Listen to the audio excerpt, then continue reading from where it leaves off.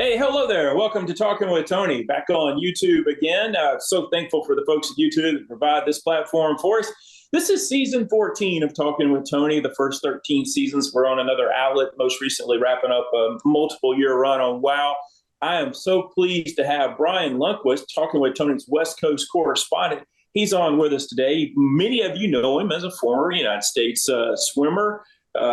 45-time All-American at Auburn University, where they won the national championship every single year he was there.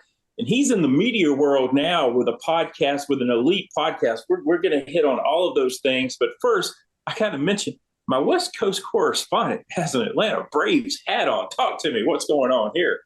Well, the Braves are in town. I'm in San Francisco, and Braves are playing a 3-game set, hopefully at least taking another 2 out of 3 out of the Giants like they did last week. I'm into it. Got to go. So tomorrow I'll go see Max Fried pitch, and hopefully the Braves get off to a good start on the West Coast tonight, even though it's going to be pretty late. I know night owls like you will be able to watch the game, but most East Coasters probably going to bed. So we'll see if we can pull together a win. Not to mention your Atlanta ties, Lassiter High School, one of the most prominent alums of Lassiter High School. I know you never went to Candlestick Park, which was out there. It was freezing even in July and August. What's this ballpark like at night there? Does it still get pretty cold there? It still gets pretty cold, yeah. People on the West Coast like to call August Foggust, and it's pretty unpredictable weather. Although this week has been really great, really warm. Forecast looks to be good tomorrow, so I'm hoping that when we get to the park, we won't see too many players in long sleeves. But I do remember, so my birthday's at the end of May, and when I first moved here, I went to a game. Braves were in town, and I didn't pack any long sleeves, and got the rude awakening that even at the end of May, in jeans and a t-shirt, you're going to freeze sitting in the bleacher seats at this park. So, yeah, outside of that, strangely enough, where I live north of the Golden Gate Bridge, I do see the controversial, but I'll call him the Great Barry Bonds, out riding his bike once in a while. So it's good to be. I'll tell you this: this is a Giants town. It's shifting to a 49ers town, but it's a Giants town. So I think like the crowd will be good, but yeah, home field advantage. Yeah, we'll see. Braves bats are really hot. Pitching looks good. I don't know if the Giants on their current skid are going to be able to stay with them. Yeah, since you're so close to Oakland, I think I have to ask as well.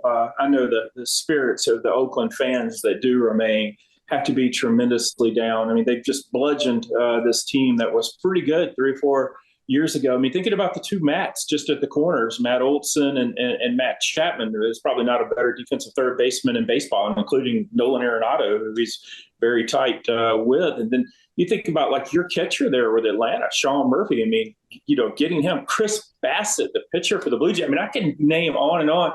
What's it like for the Oakland people? And now looking like it's all but certain that they're going to be in Las Vegas and they won't even have a team. Do you see a time where and I'm asking multiple questions here, do you see a time, Bryan, where the Oakland fans start pulling for the Giants because that's the closest team that they have? Probably. Yeah, it's hard to tell at this point I do think that a lot of the Raider fan base stayed a Raider fan base, but they've also had that in their history where Raiders went to LA, came back. And so, I think Raider fans are true and true. A's fans, I've been to some really empty stands at A's games that I've been to, and I don't quite understand the approach of the fan base here of late. It's obviously in the news a lot locally that people are showing up to games, chanting, doing kind of a meetup or a call to action for all the fans to show up with "sell" on their T-shirt. Like that's going to influence anything. It's all about money. And there clearly have been burnt bridges between the city of Oakland, Alameda County, and and the A's ownership. And so I think it's a done deal. Yeah, baseball fans. I think because of the way that the ownership has had a rift with the current fan base, I could see those fans switching over if they're just love baseball. But that's pretty tough. That A's fans hate the Giants. So yeah, I don't know. Maybe in time, it might be a generational shift where we got to wait for this generation to move out, and then the next generation maybe grows up, but with Giants fandom.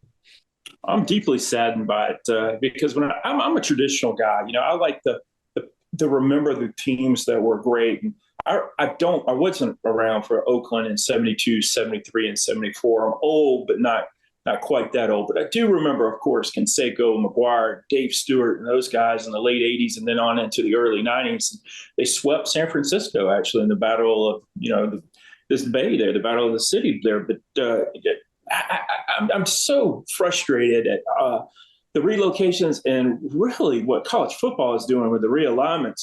Here I am with this Ohio State jersey on, Jack Sawyer today, and I've got the Rose Bowl patch on. And I used to get so excited for the Rose Bowl every January 1st. It would often be not always, but it would often be Ohio State and Michigan facing off against either Washington, Southern Cal, or UCLA.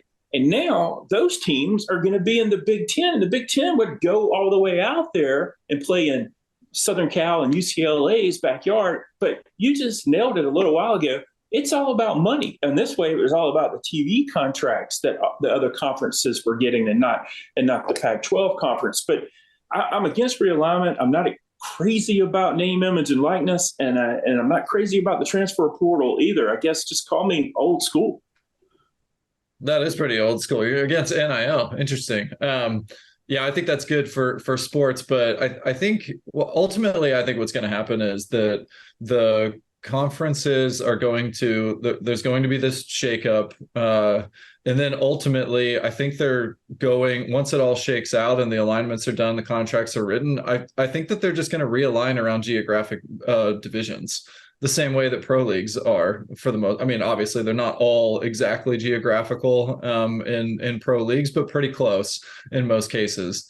And so I just think that that's ultimately where it's headed. It's just the money chasing game right now, and the haves want to remain the haves, and the have-nots don't want to get left out.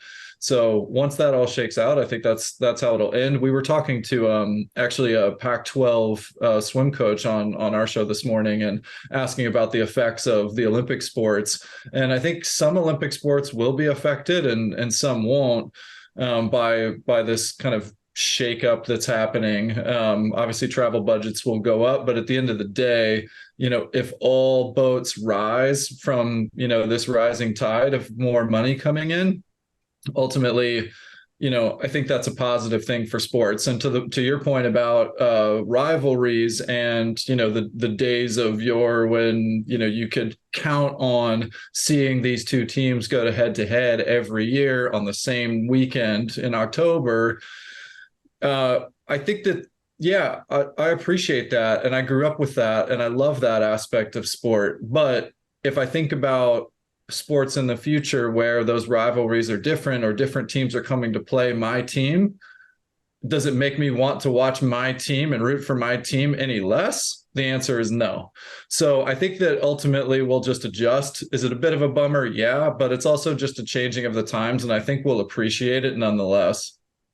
I feel really bad for Cal and Stanford, especially Stanford. I mean, and it's hard to feel bad for anything. It's like a utopian society, and that's what Stanford is. But look at David Shaw didn't really do much in the transfer portal. I believe he took one player, and they weren't doing an excessive amount of name, image, and likeness. And I'm not against NIL. I'm just not crazy about it. I know this sounds unrealistic, but I wish that everybody could get the same thing. I mean, they're teammates, and I feel like an offensive lineman is just as critical to the success of the team as the wide receiver that's catching the football from the quarterback. And that's my thought on name, image, and likeness. I wish everybody got the same. When somebody like Quinn Ewers, who went to Ohio State, gets a big name, image, and likeness deal and never really plays for Ohio State, transfers to Texas, that's, I've got issues. You and I have discussed things similar to that in the past. So I know I'm probably unrealistic there, Bryan, but I do feel like it's like the old Wild Wild West right now, but I don't have the answer because the old saying, once the toothpaste is out of tube, what are you going to do? Hey, did you watch the Johnny Manziel Netflix doc? Apparently, I'm the only person in America that has not, but I was saddened to hear the talk about him potentially taking his life. Yeah, for sure. That was sad. The reason I brought it up is because he does mention NIL in there. And to your point about equality on the team itself, he wore number 2, right? Mm-hmm. he makes the point about how, he had this cash business on the side, or, under the table, signing autographs, autographing memorabilia, and getting the slap on the wrist from the NCAA with a short-term suspension. And I think that, and his point was, hey, like, I look in the stands and all I see are number 2 jerseys. I walk around town and I see number 2 jerseys, and I'm not making anything off of that. And so I hear you on some of the equality, but I also think that, like, stardom is real, and there's a reason why the quarterback position gets paid, what is the league average now, 50 million or something a year. It's like insane in the last several years how much that's grown in the NFL. And I don't know that it's realistic for, to reward them equally, but I do think that's where the split of this TV money in college football is going to be really impactful, because of the impact on the collectives. And the more money that gets infused in the universities, and the more power and the more funding that the collectives have, then they're able to distribute those funds across the rest of the team. And so I think, that's one huge incentive and motivating factor for some of these, like, maybe smaller schools to or maybe lower on the consistent performance in football to join those bigger conferences, so that they can pay to play, honestly. Yeah, no, I totally understand what you're saying. I want to transition now into making you put your thinking cap on. If you're new to Talking with Tony, because we're on YouTube now, this show has had an amazing run of predicting winners, national championship winners, MLB, Super Bowl. And it's not just been me. Sometimes it's been my guests. Though I did get that record of 6 World Series champions before the season started. Those Giants out there are helped twice, because that run of winning every other year was big. And 2 of those 6, it's kind of like you swimming at Auburn, winning all those national championships. The Giants were money back then. And people will somehow forget about that, even though it's only been 8-9 years since their last, World Series title, about how good they were. So this prediction time, and today you're the guest, and you're one of our college football guys. And so we'll start with Pac-12, because this is the last year as we know it. Is it Southern Cal, who now calls themselves USC, but I still refer to them as Southern California? I like Oregon a good bit, and Washington thinks they've got the Heisman winner in Michael Penix Jr. Put your thinking cap on. Who is it? Well, Penix is fun to watch, but I don't know how you pick against Caleb Williams, and I feel like he's off to have another great year. And it's not a very deep Pac-12. So with the kind of competition in that conference, I got USC all day. I won't disagree with you. I'm being pulled towards Oregon, but I can see where you're coming from. I understand the Caleb Williams too. I also know it's not easy for some reason to repeat as Heisman Award winner, because it's only been done once with Archie Griffith with Buckeyes in 74 and 75. So I'm not going to go with him at the Heisman. I would love Marvin Williams. Their problem, Ohio State's problem, is that receiver room is the best receiver room in the country. It's so deep. If he were just the main guy and then there was a supporting cast, it would be different. But Abuka is an All-American receiver as well. Jillian Fleming is tremendous. Cade Stover, the tight end, is great. What I'm trying to say, and Cornell Tate's a freshman, people are going to be familiarizing themselves with here soon. He won't get the touches probably that most wide receivers in the past that have been up for the Heisman and potentially even won. Sometimes even a wide receiver, Brian, they'd have to do a little gimmick spot. Rod Woodson was a defensive back, and they moved him over to receiver some when he was at Purdue. There's been situations where they played both sides of the ball to get a wide receiver played some defense as well, or more special teams just to get more consideration. That's the point I was making there. Drake May from North Carolina is a heck of a quarterback. I could understand why you're going with Caleb Williams. It's just, I think history is against him. And I shouldn't have said, Griffin's the only one that's done it. It's not impossible when you have that talent. We're used to seeing some of the finalists, for 2, sometimes even 3 years in a row. So it could happen. Let's transition. I just mentioned Drake May in Carolina. They're not the favorites to win the ACC. It's Clemson, but there's a lot of people talking about Florida State, that they're on the heels of Clemson. The ACC this year, top 2 teams will play each other in the ACC championship instead of splitting those into divisions. That will probably help both of those teams meet each other again. for the championship. I'm going with Clemson, but it's a very reluctant choice with Clemson. I'll go with Clemson too, and I think in part because the Florida State program just has a lot of news around them right now as they're trying to figure out where they're going to align, and I mean, just some of those things are a distraction. Are they going to be as big of a distraction for the players on the field? Probably not so much to impact, the what's happening in play, but I think it can be enough to just, take the focus off a bit. And all it really takes this day and age, of course, is, one or maybe even two slip ups and you're out of the mix. And so I think it's that competitive of a league where, they've got to win them all to stay with Clemson in the ACC. And Clemson doesn't have a distraction. So I'll go with Dabo and his experience. Put you to the test here as well. They open up with LSU. This is a rematch of a game that was in the Superdome that was really tight last year that Florida State pulled off. Their so-called neutral site again this year. Who do you see winning this one, LSU or Florida State? I'll go LSU. Okay, and I think LSU is going to have a tremendous season. That defense, Mason and Perkins, coming that amazing defense. We're talking. I'll give you one more team in the ACC, Louisville, and it's because of the schedule. They avoid the elite teams in the ACC in the schedule, and I did mention that the top two teams will face off each other. So let's keep our eyes on Louisville as the season goes too. They could be a threat. The Louisville Cardinal. Let's go to a team that has an easy schedule.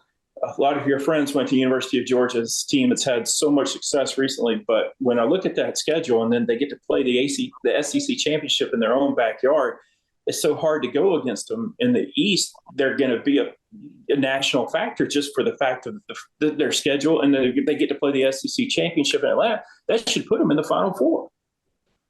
Yeah, I don't know how anybody picks against Georgia again, not only to win the SEC, but frankly to run the table.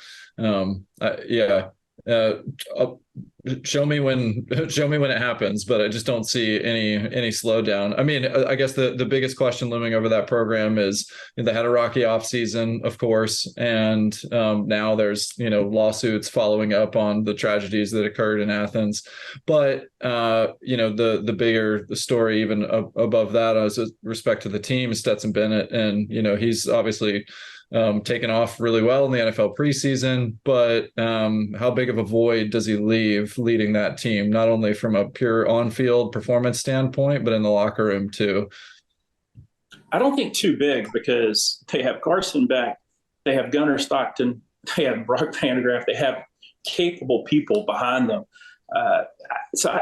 Nothing against Bennett. He's a winner. He should be. He was 26 when he played in the national championship game. I mean, that's a lot of experience. I hope he did get his degree and graduate. I sincerely mean that. LSU is the team I'm looking at, the SEC, though. People could say, well, Alabama's going to win the West, so LSU's not even going to be in the SEC championship game. That might very well be. But when I can't get past what LSU has coming back, and that's offense and defense, and I still believe defense can win football games.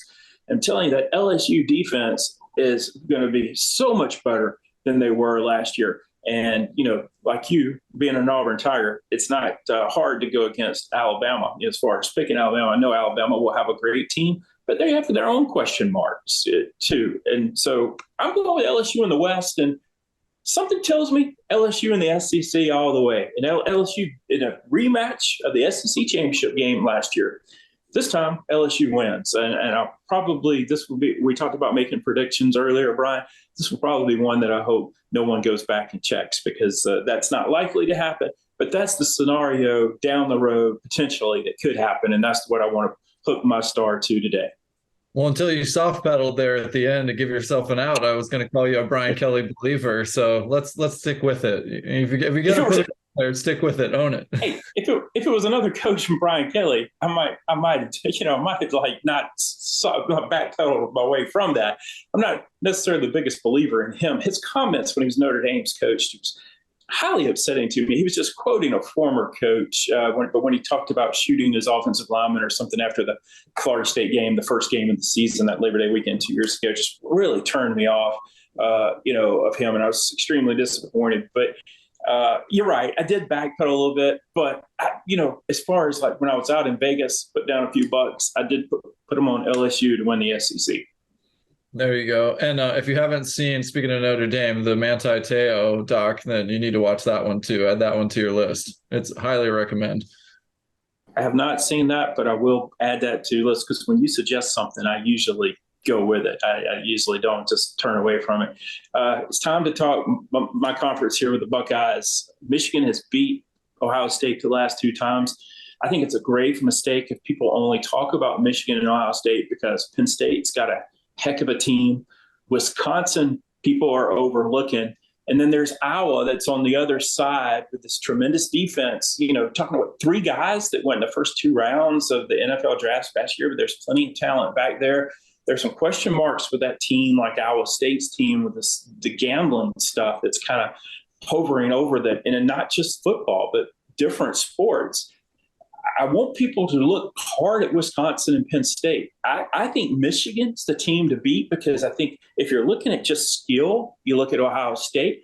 But when you look at like the games won at the line of scrimmage, I think it's Michigan with this veteran offensive line that they have coming back. And Ohio State is replacing three and a half offensive linemen off the team last year. So I see a scenario where Michigan beats Ohio State, but both end up in the college football playoff. And remember, that's what happened last year. Even though Ohio State lost to Michigan, the Utah victory over Southern Cal basically put Ohio State in the college football playoff, and they should have won the national championship. They were the best team on New Year's Eve in that game against Georgia.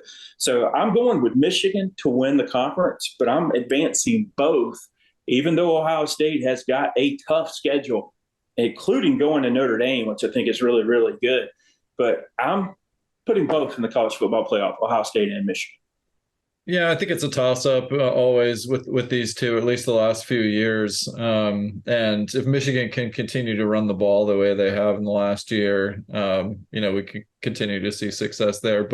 And then Iowa, can they get anything done in November, or are they just a good, August through October team, and then come November they fade?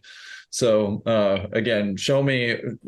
I'll be a believer when I see them, move it all the way through. But until then, still the leaders of the pack in Michigan and Ohio State in the Big Ten. And even though I said the same thing about pushing both of them through to the college football playoff, do look at Wisconsin and Penn State because they are outstanding. The Big 12, Texas is if you're going to look at a program that probably hasn't lived up to expectations in the last 8 years, it'd probably be hard to beat Texas. But here I am thinking this is the year Texas breaks through. It's been Kansas State last year. It's been Baylor. It's been Iowa State's had runs. But I'm going to go with the Longhorns, hook 'em horns. Are we going to see Arch this year?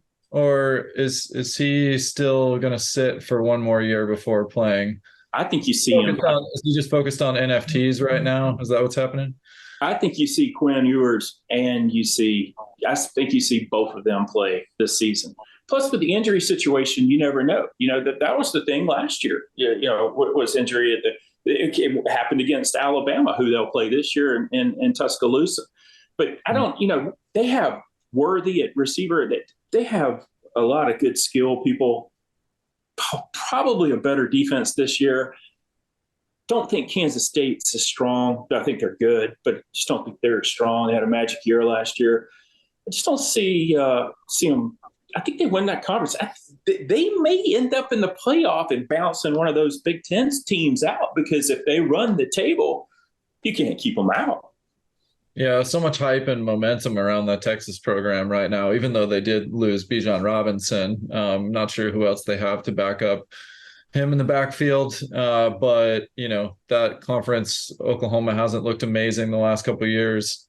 So, yeah, I think you're right. But, and they can afford a loss to Alabama also, Brian, right? I mean, if they lose to Alabama, it's not the end of the world for them. Yeah, especially early, right? An early loss is you can overcome an early loss. I wish it wasn't that way, by the way. I wish that it didn't matter when in the season you lost. And I truly think it should just be blind looking at the records and not a momentum thing. But I mean, it is the reality and the history of voters that's how it works. If you lose early, you can overcome it, but not late. There's one thing I've appreciated you through the years. You don't always go with the chalk, but today you did. You stuck pretty much to form there as far as the powerhouses, including the Heisman favorite in Williams.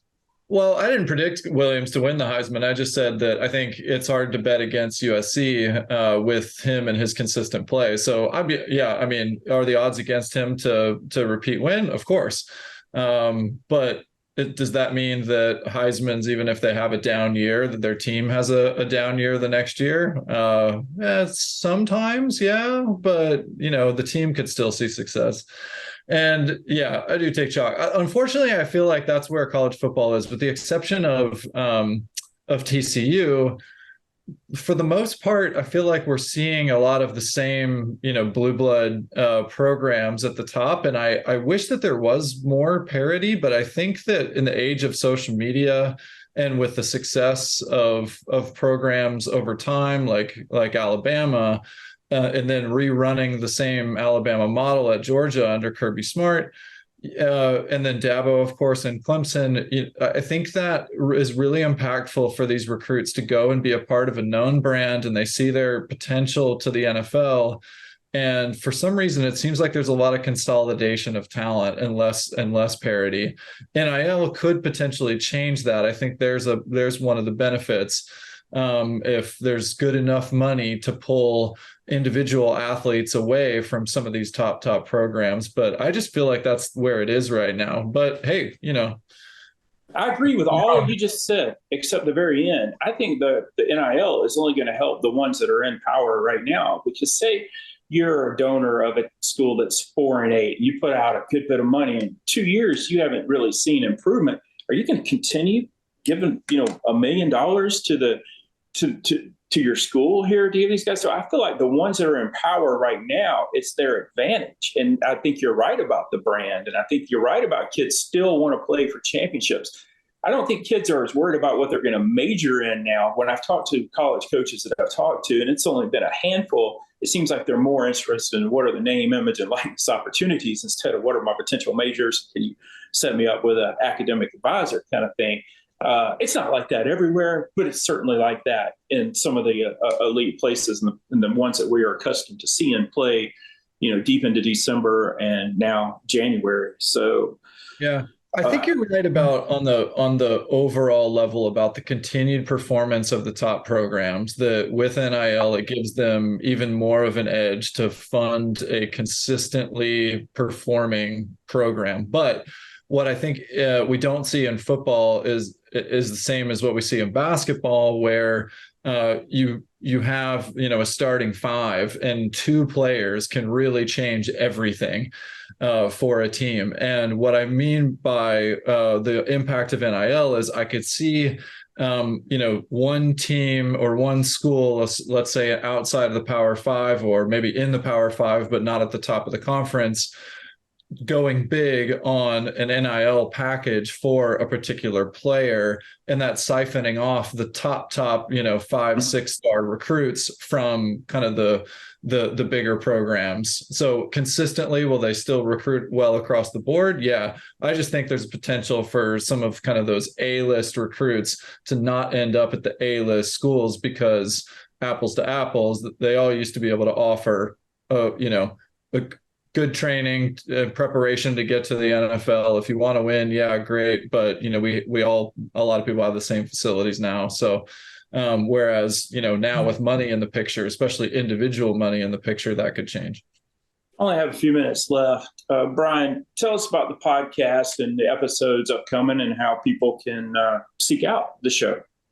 Oh, yeah. So if you're interested in the world of Olympic sports or learning from some of the best to ever perform in their sport, Social Kick is both a podcast, and you can follow us on Instagram at Social Kick Swim, where we produce some video content and try to showcase athletes that and the people behind the cap and goggles.